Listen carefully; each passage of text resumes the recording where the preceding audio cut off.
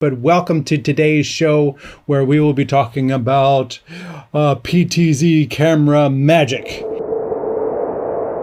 PTZ cameras. Pan, tilt, zoom. That's what PTZ means. And if you don't have a PTZ camera, it's more affordable than ever before. When I started getting into production, PTZ cameras were multi-$1,000 things. Now you can get a little one. You can get one of these for a couple $100s. This is the OBSBOT Tail Air. This is a PTZ, although the Z is a little, it doesn't actually zoom as much as it crops in on the sensor or on the 4K footage from the sensor. So it's not really an optical zoom. But for all intents and purposes, this is a PTZ camera. Over here, I have the original Birddog P100. And if you are interested in these, I actually have a video specifically on updating this to the new HX, or the Silicon 2, as they call it, software. You can spend upwards of $10,000 on a PTZ camera. There are weather-sealed PTZ cameras for sports arenas and things like that. And this is a little PTZ camera with a built-in battery. That one requires power. This has got Wi-Fi. That one requires you to plug it into a network. So there's lots of pluses to this. Auto tracking is something that has really kind of come into play these days. It used to be a very expensive add-on if it was available at all. And then Birddog added it to several of their cameras. And now you can get auto tracking built into a $400 to $500 camera. Again, not with a big optical zoom, but still, if it's close enough, in the right situation, this can be placed close enough, and it will track someone as they walk around a presenter in front of a in front of a blackboard or a whiteboard or something in front of the room. But the key thing is with the PTZ cameras is that they are, it's like having more than one camera. You can have an operator on every camera, or you can put a PTZ camera in a central location and it can deliver multiple shots from a central location. There are many ways to control your PTZ camera. There's VESA, there's RS, I think 432, 422 controls. I am only going to be talking about NDI today, specifically because I plan on controlling these cameras from 4 different devices, and NDI just makes it so much easier than doing it the other way. Is it possible to give a high-level overview of NDI and benefits? I have 2 videos on the channel for that already. There's a very basic introduction to NDI, and then there's a second, actually there's 3 videos. Then there's a second deeper into the dirt NDI, like more advanced. And then there's a third video, which is actually older, that I actually show you use case. I'm actually on location in several different places using NDI and showing how and what the benefits are. And for me, like one of the benefits with today's production is, thank you for the question, I have 2 cameras set up outside. I have 1 cable running to 2 cameras outside. I'm getting the video back from the cameras. I'm sending control to the cameras. They will have tally lights that will go on and off. You could get audio back from the cameras, 1 cable. I have the Magewell Director Mini. And the reason I am using this for today's show is it has NDI. Moreover, the Magewell allows me to control cameras. And by that, I mean, let me tap. There we go. I have a camera over here. Here's my camera 4, and you can see there's a little PTZ camera icon. That's what you're looking at is the view from this camera right here. It's actually pointing at the light because I moved it. So I tap on that, and then I get this little up, down, left, right icon. And I click on that, and then I get this little thing, and I can move the camera. I have all these presets stored in here, and I can access them. There you go. Actually, that should be over there. And let's go to 7. There we go.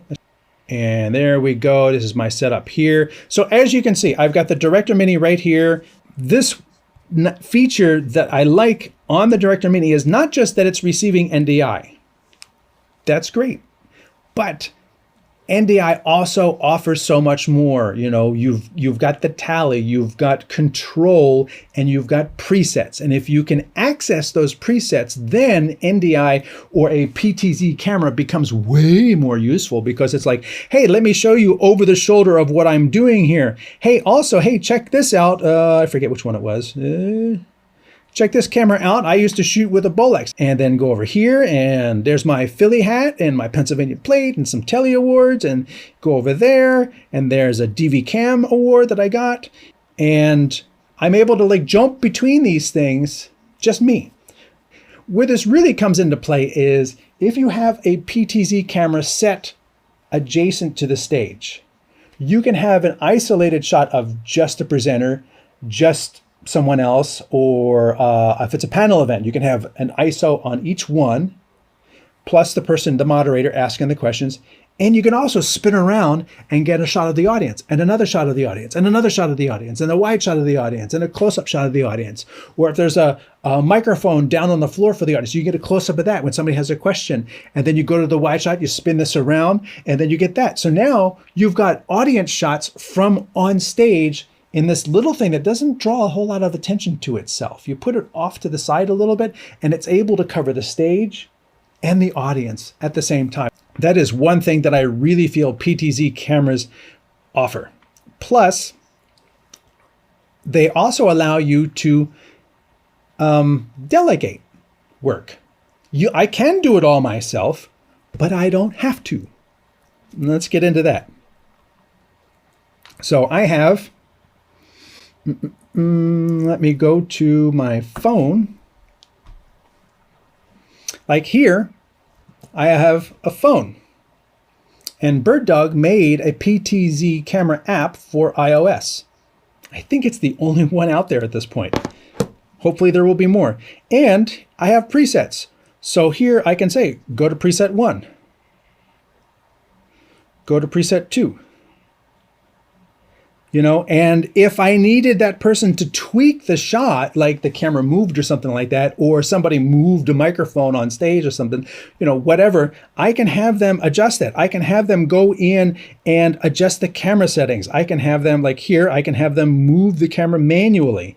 I can, you know, have them go to presets, and I can give that to someone else to do.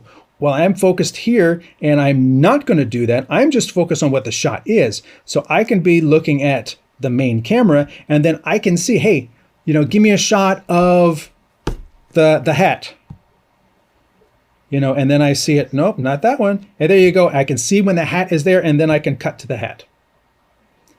And then I go back to the main shot, and I say, give me a shot of the 3 7-up spots. And then he's looking for it, and eventually they'll get to know what those, there we are. And when I see it, there we go. I can call it, and I don't have to do it. I can be like, give me a shot of this. Give me a shot of the audience. Give me a shot of the audience left. Give me a shot of audience right.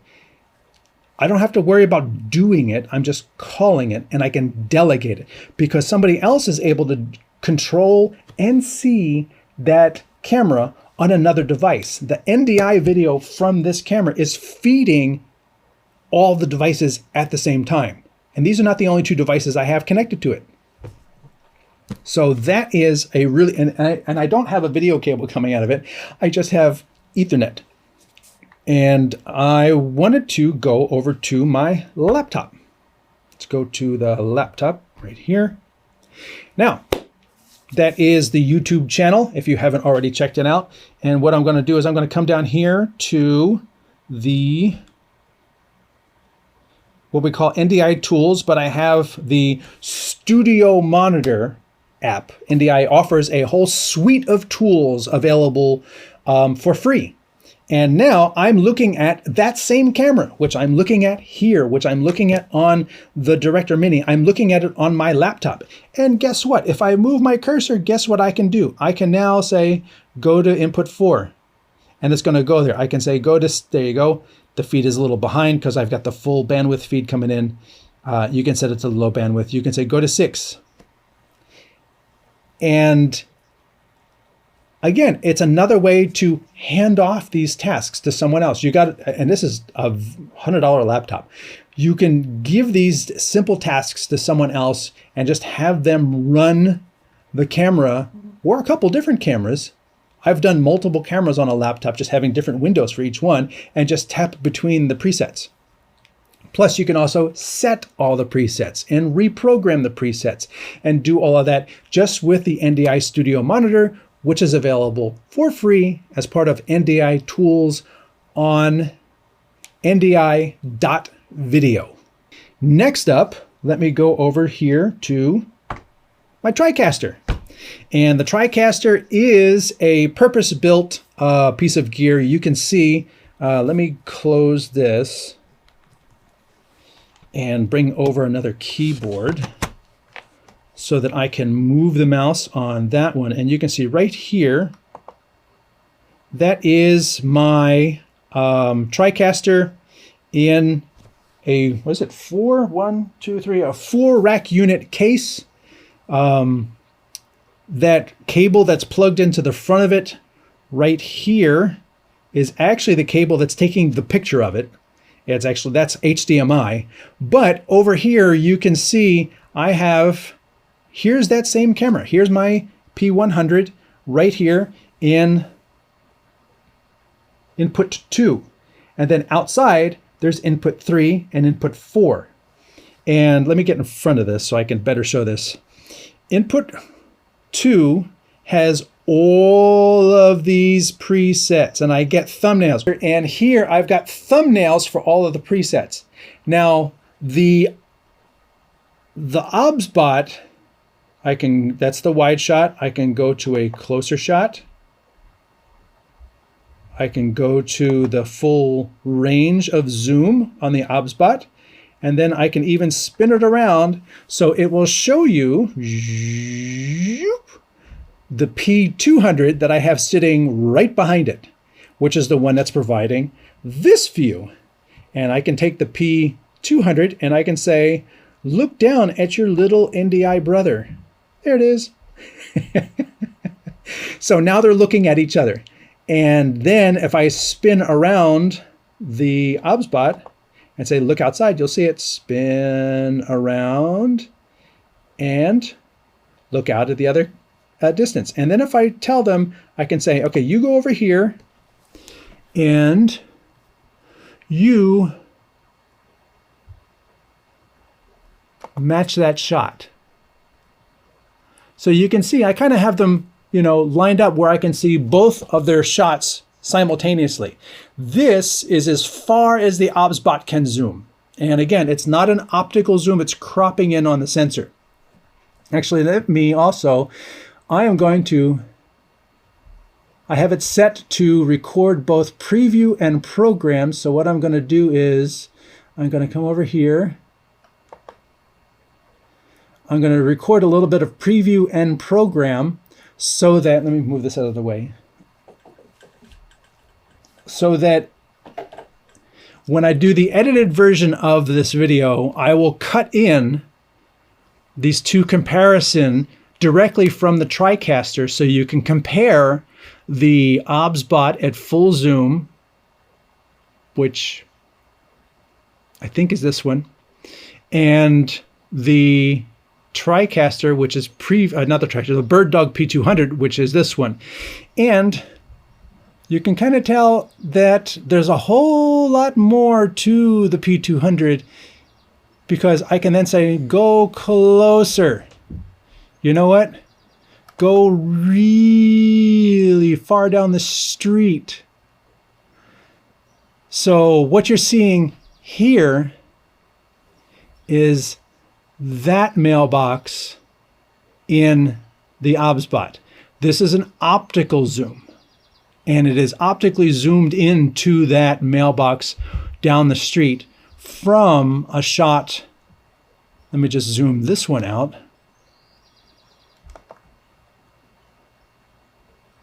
This is where we are. So that is the mailbox that I'm zooming into with the P200 here. And you can see that having an optical zoom does really benefit you in terms of being able to reach out and get individual things, as opposed to relying on a crop of the image, because you're going to be kind of limited to how far you can take that crop. That allows you to just sit there and say, okay, I can see my 3 cameras and I can see every potential crop shot that I have available. And you can see how I set so many up on the P100 right here. I had, 4, 5, 6, 7, 8, 9, 10, 11, 12. I had 14 shots preset on the P100. Flexibility of having multiple shots on stage, multiple shots in the audience, and then being able to quickly access all of these shots directly in your software. And again, if I don't want to do this and I just want to see the shots, I can give this task to someone else. All of these software packages that can control NDI devices also offer the ability to access the positioning for the cameras. So you can hand off control of the cameras and positioning and shots to a camera operator that's not on stage, or one camera operator can oversee 2 cameras. This one go to the audience, that one go to talker 2, this one go over here, that one go over there. And they make hardware controllers too. So you can quickly, tap camera 4, go to preset 2, camera 1, go to there. OBSBOT actually makes a hardware controller that I definitely recommend, because it is the fastest way. I'll hold it up really close. It is the fastest way to switch between cameras and presets.